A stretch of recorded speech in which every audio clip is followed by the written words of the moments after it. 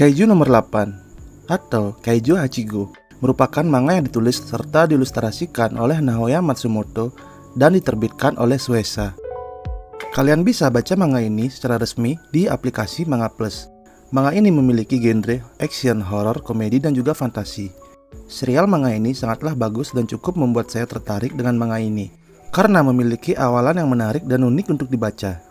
Siapa yang menyangka bahwa tokoh utama dalam manga ini adalah seorang yang sudah berumur dan masuk dalam kategori orang yang tidak berbakat.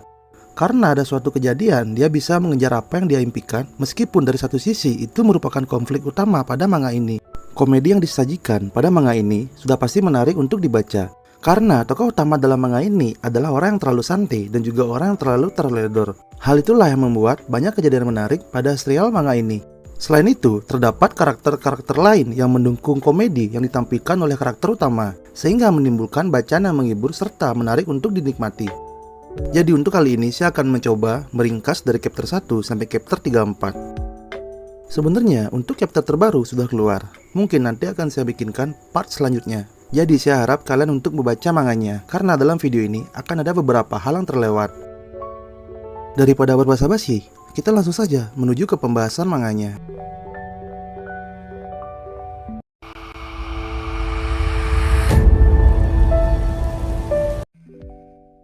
Jepang, di mana negara dengan jumlah kemunculan kaiju tertinggi. Suatu hari, muncul kaiju di Jepang. Kaiju tersebut menyerupai Godzilla. Divisi 3 pertahanan kaiju Jepang yang dipimpin oleh Hashiro Mina telah membasmi kaiju yang muncul tersebut. Seorang pria berumur 32 tahun yang bernama Hibino Kafka bekerja sebagai pembersih sisa-sisa pertarungan kaiju dengan tim pertahanan Jepang. Setelah Kafka selesai dengan pekerjaannya, dia pun pulang dan bersantai. Sambil menonton berita tentang kemunculan kaiju, terlihat kenangan masa lalu Kafka dengan seorang wanita, di mana dia berjanji akan membasmi semua kaiju. Sambil mengisap rokok suryanya di depan televisi, Kafka pun berkata, "Kenapa aku berada di sini?" Jadi, divisi pertahanan 3 Jepang yang dipimpin oleh Hashiro Mina adalah teman masa kecil Kafka. Pada saat mereka masih kecil, mereka kehilangan kota tempat tinggal mereka. Pada saat itu, mereka bersumpah akan bergabung dengan tim pertahanan kaiju. Mina berhasil bergabung dan sekarang menjadi pahlawan nasional berkat jasanya melawan kaiju. Sementara dengan Kafka, yang kini berusia 33 tahun, gagal lolos seleksi dan hanya menjadi kru pembersih bangkai kaiju. Kafka dulu pernah mendaftar pertahanan kaiju, cuman tidak lolos. Dia terus mencoba, namun tidak pernah lolos. Dan pada akhirnya sekarang umur Kafka 32 tahun. Dan sekarang Kafka tidak bisa mendaftar kembali karena umurnya sudah terlalu tua. Keesokan harinya, saat Kafka berangkat ke tempat kerjanya, terlihat ada seseorang pria yang bernama Ichikawa Reno, di mana pria tersebut akan mulai magang di tempat kerja Kafka. Di sana, rekan kerja Kafka berkata bahwa Ichikawa ingin bergabung dengan divisi pertahanan Jepang. Di sana juga rekan Kafka berkata bahwa dulu Kafka pernah mencoba untuk bergabung ke divisi pertahanan kaiju, cuman Kafka tidak lolos. Mendengar itu, Ichikawa pun berkata, "Kenapa aku menyerah? Walaupun aku harus mati sekalipun, aku tidak akan menyerah sepertimu." Saat ada panggilan untuk membersihkan sisa kaiju, Kafka dan Ichikawa dipasangkan untuk bekerja sama. Saat bekerja, Ichikawa mengucapkan terima kasih kepada Kafka karena sudah mau membimbingnya di hari pertama kerja. Di sana, Ichikawa berkata bahwa batas usia untuk pendaftaran divisi pertahanan kaiju dinaikkan menjadi 33 tahun. Jadi sekarang, Kafka mendapatkan kesempatan untuk mengikuti pendaftaran menjadi divisi pertahanan Jepang. Saat Ichikawa akan pergi, tiba-tiba di hadapannya muncul kaiju. Di sana, Kafka langsung menolong Ichikawa. Bisa dikatakan nyawa Ichikawa sudah diselamatkan oleh Kafka. Di sana juga muncul divisi pertahanan kaiju, langsung membasmi kaiju tersebut. Singkat cerita, saat di rumah sakit, Kafka dan Ichikawa dirawat setelah kemunculan kaiju. Di sana Kafka membulatkan tekadnya untuk mencoba mendaftar kembali ke divisi pertahanan kaiju. Bisa dibilang beruntung, bisa dibilang kesialan. Tiba-tiba muncul kaiju parasit dan langsung masuk ke dalam badan Kafka melalui mulutnya. Di mana pada saat itu Kafka langsung berubah menjadi kaiju. Bisa dibilang kaiju humanoid. Pada saat itu kemunculan kaiju ke-8. Kafka pun menjadi kaiju 8. Dan itulah nama manga ini, Kaiju nomor 8. Perubahan Kafka menjadi kaiju membuat dirinya sangat kuat. Walaupun sempat ragu untuk mendaftar kembali Namun Kafka membulatkan tekadnya untuk benar-benar mendaftar kembali dan menepati janjinya kepada Mina. Saat dia mencoba mendaftar, ternyata Kafka lolos di tes awal untuk menjadi divisi pertahanan keju. Walaupun sempat diperingati oleh Ichikawa soal perubahannya itu, namun Kafka akan siap menerima resiko yang akan terjadi nanti. 10 hari kemudian, tes kedua seleksi untuk divisi pertahanan Tokyo Barat dimulai. Kafka dan Ichikawa pergi ke tempat tes kedua dilakukan, yaitu markas pasukan pertahanan Tachikawa. Tiba-tiba ada seorang wanita yang berkata kepada Kafka untuk menyingkir dari jalannya. Wanita itu bernama Kikoru Shinomiya. Di sana Kikoru melepaskan pakaiannya dan langsung mengangkat sebuah mobil serta melempar mobil tersebut. Kikoru menggunakan pakaian khusus tim pertahanan kaiju, di mana pakaian itu membuat orang memakainya memiliki kekuatan dan daya fisik yang kuat. Ya bisa dibilang Kikoru ini memamerkan kekuatannya di hadapan Kafka. Tes kedua dimulai. Semua anggota melakukan tes ketahanan fisik. Dalam tes kedua ini ada beberapa peserta yang menjanjikan di tahun ini. Hasil tes ketahanan fisik posisi kedua, Haruichi Izumo, berasal dari Tokyo, lulusan Universitas Kaiju, serta peserta yang paling menjanjikan di tahun ini. Hasil tes ketahanan fisik posisi ketiga, Hiharu Furuhashi. Dia adalah orang yang kuat dan lulus dari Ichioji tingkat atas. Hasil tes pertahanan fisik posisi pertama, Aoi Kaguragi, orang yang menjanjikan dan sekarang masuk ke divisi pertahanan kaiju. Dari semua orang itu, orang yang paling berbakat pada tahun ini yaitu Kikoru Shinomiya. Tes terakhir yang akan dihadapi oleh para peserta adalah mengalahkan kaiju yang sudah disediakan oleh tim pertahanan. Dan semua peserta pendaftaran diberikan pakaian khusus untuk melawan kaiju. Tes berjalan lancar, di mana walaupun Kafka sempat diserang oleh kaiju, namun Kafka tetap bangkit dan berjuang. Di sana kita juga melihat kehebatan dari Kikoru dalam mengalahkan kaiju. Dan tes untuk mengalahkan kaiju tersebut pun selesai. Kafka dan Ichikawa pun terbaring di aspal karena kelelahan. Namun kebahagiaan mereka hanya sementara. Tiba-tiba muncul kaiju humanoid di hadapan Kikoru, dan kaiju itu langsung menyerang Kikoru. Kaiju humanoid itu juga langsung membangkitkan kaiju yang sudah dikalahkan oleh Kikoru dan langsung memerintahkannya untuk menyerang Kikoru. Kita akan bahas sedikit masa lalu Kikoru. Kikoru adalah seorang yang sangat pintar. Dia selalu berjuang untuk segalanya dan menjadi nomor satu dalam segala hal. Namun ayahnya tidak pernah menunjukkan rasa bangga kepada Kikoru. Kikoru selalu disuruh untuk menjadi dan berada di atas dari segalanya dan menjadi yang paling sempurna. Karena itu, Kikoru terus berjuang dan menerima serangan dari kaiju. Dia terus berjuang dan tidak memperdulikan tubuhnya yang sudah terkena serangan. Saat Kikoru sudah mencapai batasannya, di sana muncul Kafka yang berkata kepada Kikoru, "Kau sudah berjuang keras Kikoru, dan sekarang serahkan saja kepadaku." Kafka langsung berubah ke mode kaiju. Tanpa membuang waktu, Kafka langsung menyerang kaiju tersebut. Satu pukulan dari Kafka langsung membuat kaiju yang ukuran besar itu langsung hancur. Setelah pertarungan itu, para senior divisi pertahanan datang ke tempat kemunculan kaiju humanoid. Di sisi Kafka dan Ichikawa, di mana mereka terlihat sedang dirawat. Jadi, kaiju humanoid yang ikut campur dalam tes tersebut adalah salah satu dari pekerja pembersih sisa-sisa pertarungan kaiju. Bisa dibilang kaiju itu menyamar menjadi salah satu pembersih sisa-sisa pertarungan kaiju. Hari kelulusan tiba. Kelulusan terbaik jatuh di tangan Shinomiya Kikoru. Karena semua berpikir bahwa Kikoru lah yang sudah mengalahkan kaiju tersebut dan membuat dirinya menjadi lulusan yang terbaik. Namun Kikoru sadar, yang seharusnya berdiri di sini adalah Kafka dan bukan dirinya. Di hari kelulusan itu, Kafka tidak lolos dalam tes. Atau bisa dibilang Kafka tidak lulus untuk menjadi divisi pertahanan kaiju. Namun di sana wakil kapten divisi 3 pertahanan kaiju yaitu Saushiro Hoshina meloloskan Kafka. Di mana Kafka akan berada di Peleton 3 dan juga Hoshina akan melatih Kafka. Singkat cerita, di mana ada panggilan tentang kemunculan kaiju. Semua anggota divisi pertahanan kaiju meluncur ke tempat kemunculan kaiju. Kaiju berukuran sangat besar. Dan juga ada beberapa kaiju yang berukuran kecil. Semua anggota bersiap melawan kaiju tersebut. Seperti biasa, Kikoru sangat lincah dan kuat dalam membasmi para kaiju. Bukan cuma Kikoru, anggota lainnya juga menunjukkan kemampuannya dalam membasmi kaiju.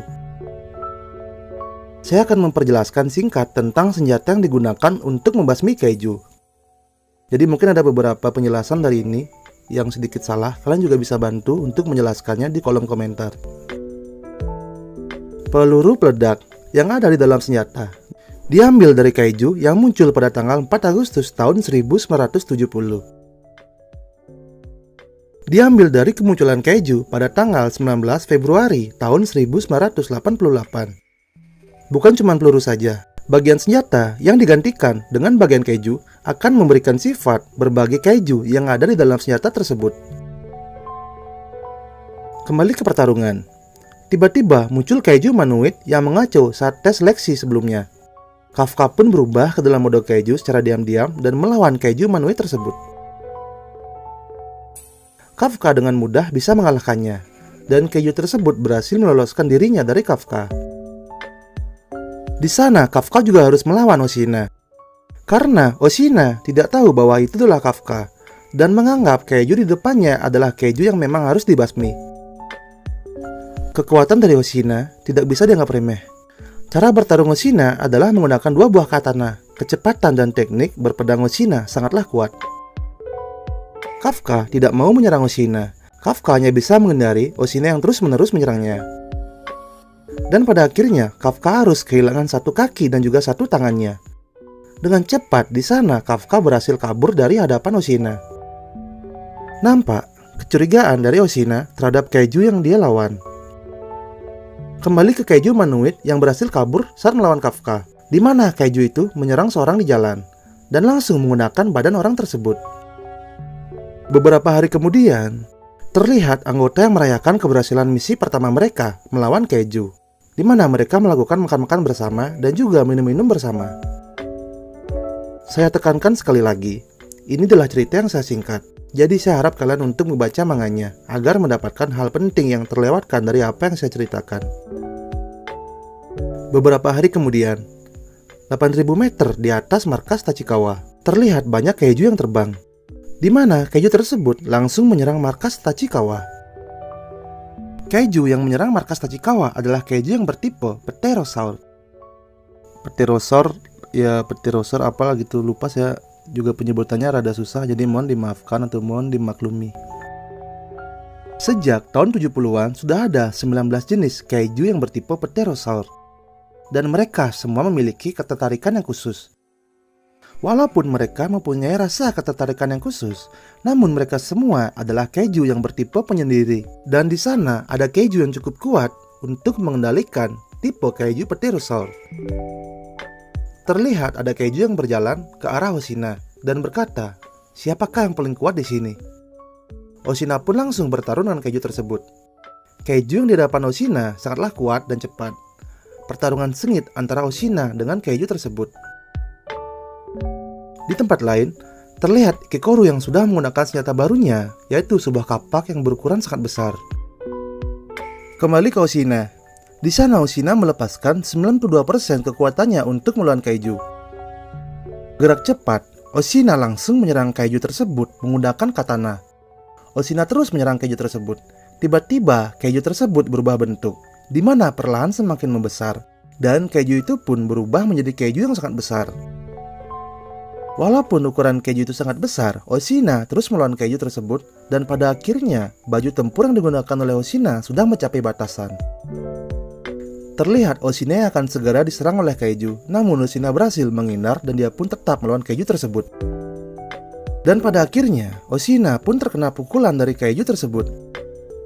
Pukulan tersebut membuat Oshina terpental cukup jauh. Walaupun terkena pukulan yang sangat luar biasa, Oshina masih bisa bangkit dan kembali bertarung. Tiba-tiba, kaiju tersebut bergerak ke arah Oshina dan langsung memukul Oshina. Pukulan dari kaiju tersebut bisa dihindari oleh Oshina. Oshina bergerak dengan sangat cepat dan terus bertarung melawan kaiju tersebut. Dan pada akhirnya, Oshina pun berhasil ditangkap oleh kaiju dan nyawa Oshina pada saat itu sangat terancam. Tiba-tiba muncul ketua divisi 3 pertahanan kaiju Jepang, yaitu Hashiro Mina, yang langsung menembak kaiju tersebut menggunakan senjatanya. Tembakan dari Mina itu membuat Oshina pun selamat dari cengkeraman kaiju. Namun tembakan tersebut tidak membuat kaiju itu langsung kalah. Tanpa membuang waktu, Mina terus menembak kaiju tersebut, di mana kaiju itu terlihat bisa menghindari dan membaca pola tembakan dari Mina. Tidak hanya Mina, di sana Hoshina pun juga ikut bertarung, serta Kikoru juga ikut membantu dalam pertarungan tersebut. Di sisi Mina, di mana Mina mengumpulkan kekuatannya dan langsung menembak keju tersebut. Tembakan dari Mina itu sangatlah kuat, sehingga keju tersebut langsung hancur. Saat semua orang sudah merasakan bahwa ini adalah kemenangan, tiba-tiba dari arah atas, keju yang mereka kalahkan barusan langsung berubah dirinya, di mana keju tersebut akan meledakkan dirinya. Melihat itu, Kafka mau tidak mau harus menggunakan kekuatan kejunya di hadapan semua orang. Karena Kafka sudah tahu bahwa kekuatan semua orang telah habis. Terlihat perubahan Kafka itu membuat semua orang kaget. Dan juga di sana semua orang tahu bahwa Kafka lah keju nomor 8. Tidak memperdulikan semua orang, Kafka langsung menyerang keju tersebut. Kekuatan Kafka dalam mode keju tidak bisa dianggap remeh. Di mana hanya dengan satu pukulan, keju itu langsung terpental ke langit dan langsung meledak di langit. Namun, bukan mendapatkan ucapan terima kasih, Kafka malah ditahan oleh Hashiro Mina. Setelah semua orang mengetahui kekuatan keju Kafka, terlihat para petinggi membicarakan soal Kafka yang menjadi keju humanoid yang bisa bergabung dengan divisi 3 pertahanan keju di Jepang. Kita ke Kafka, di mana Kafka yang sudah ditahan tiba-tiba muncul Mina dan akan segera memindahkan Kafka ke markas pusat pertahanan keju. Saat berjalan menuju ke dalam mobil tahanan, tiba-tiba Ichikawa berkata kepada Kafka, "Aku percaya, kau akan kembali lagi, Himeno Senpai." Di sana Kafka hanya bisa terdiam mendengar apa yang dikatakan oleh Ichikawa. Mendengar Ichikawa berkata seperti itu, Hina pun berkata, "Kami sedang mengumpulkan bukti, semua rekaman video, atau kesaksian orang bahwa kau adalah manusia.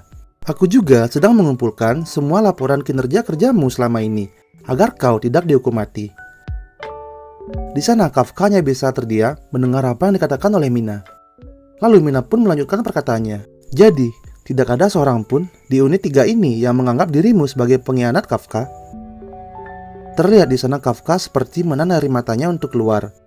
Kafka pun berkata, "Mina, masih bolehkah aku berjuang agar bisa berada di sisimu?"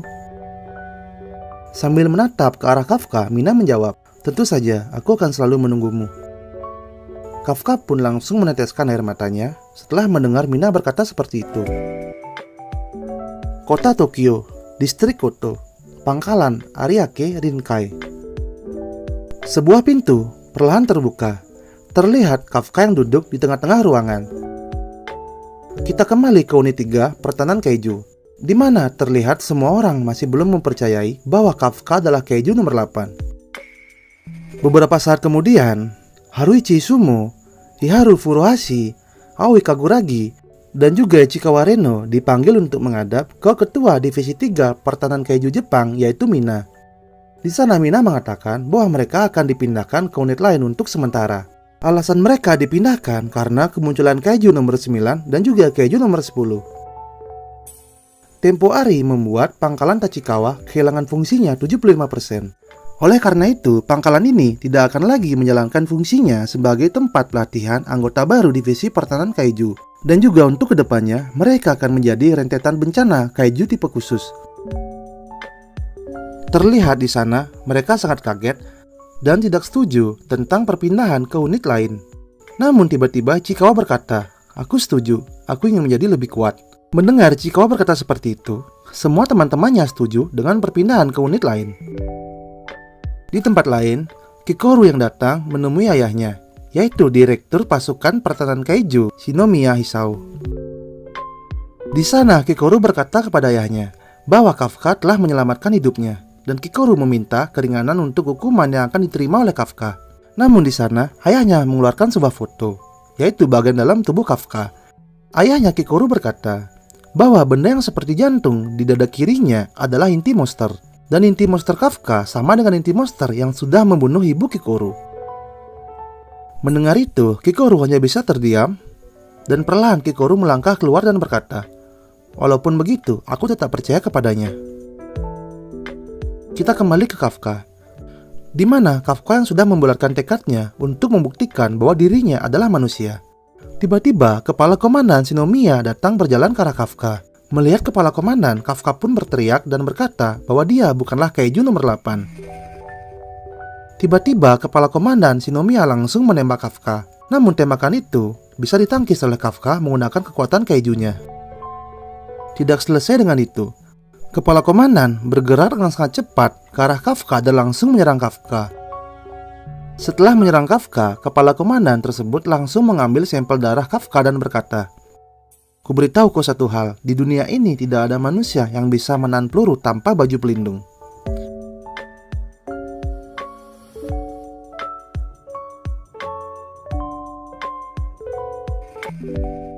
Alur cerita manga kaiju atau manga kaiju nomor 8 atau manga kaiju Ichigo akan selesai di sini dan akan berlanjut di video saya selanjutnya. Bantu channel ini dengan cara subscribe dan juga klik tombol notifikasinya. Bila kalian berkenan, kalian bisa follow akun Instagram channel ini. Linknya ada di deskripsi video ini. Terima kasih untuk kalian karena sudah mau menonton video ini sampai selesai. Dan sampai berjumpa lagi di video saya selanjutnya. Bye bye.